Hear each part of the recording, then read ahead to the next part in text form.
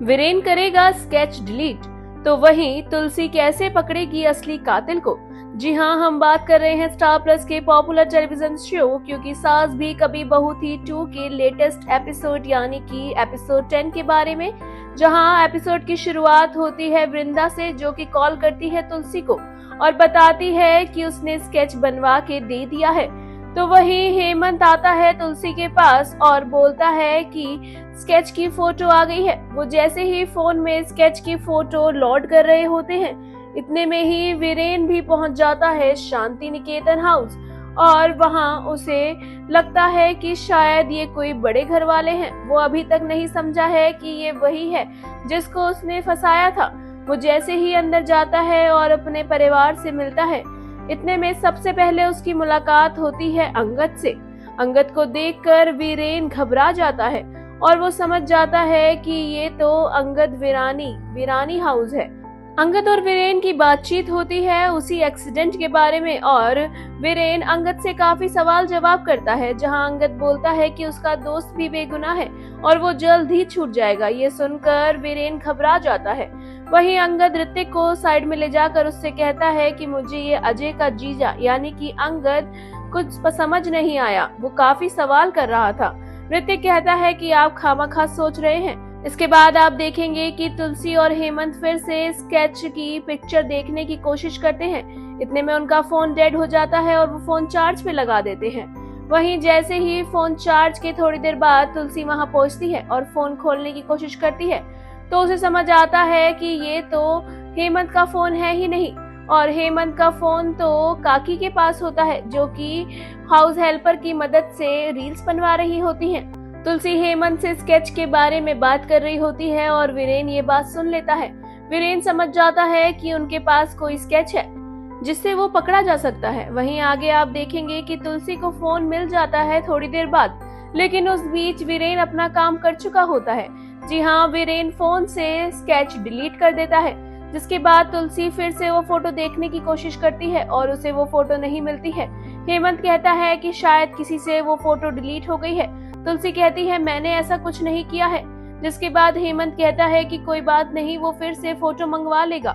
मिहिर आकर तुलसी से कहता है कि मेहमान आए हुए हैं और तुम यहाँ क्यों लगे हो।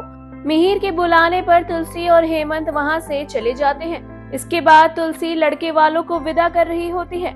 वीरेन मन मन में ये सोचता है कि अभी तो उसने इस काम को संभाल लिया, लेकिन वो आगे तक कैसे बचेगा, उसे कुछ करना पड़ेगा, क्योंकि वीरेन समझ गया है कि वीरानी हाउस असली कातिल तक पहुंचेगा और अंगद का दोस्त जो कि पुलिस स्टेशन में है उसे छुड़ा लेगा।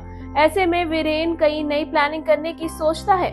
मेहमान घर से चले जाते हैं। नंदिनी बा को कॉल करती है और सब कुछ पूछती है। वो पूछती है कि घर में क्या क्या हुआ, जहां बा उसे सब कुछ बताती है। इतने में ही करण भी आ जाता है और वो बा को प्रणाम करता है और उनसे सब कुछ पूछने लगता है, जिसके बाद बा कहती है कि मैंने सब बता दिया है, तुम्हें नंदिनी से पूछना चाहिए।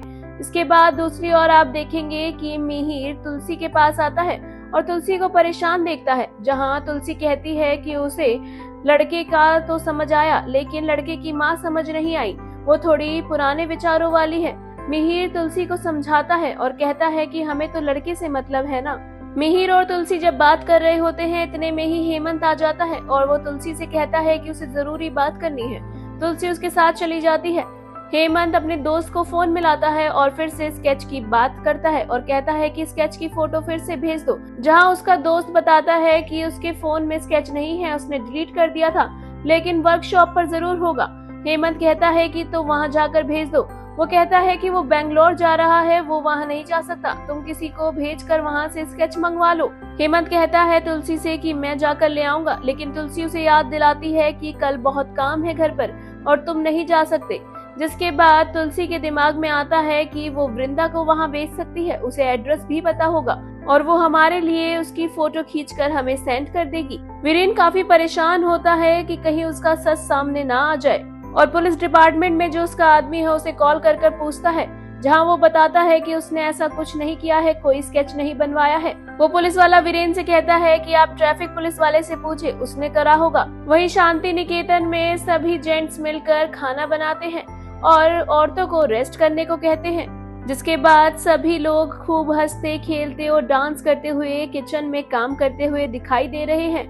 वहीं अगले एपिसोड में देखने को मिलेगा कि वीरेन पहुंचेगा वृंदा के घर और धमकाएगा उसके भाई को। आगे के एपिसोड से जुड़ी आगे की अपडेट के लिए हमारे चैनल मायापुरी कट को सब्सक्राइब करना बिल्कुल ना भूलें and also don't forget to press the bell icon.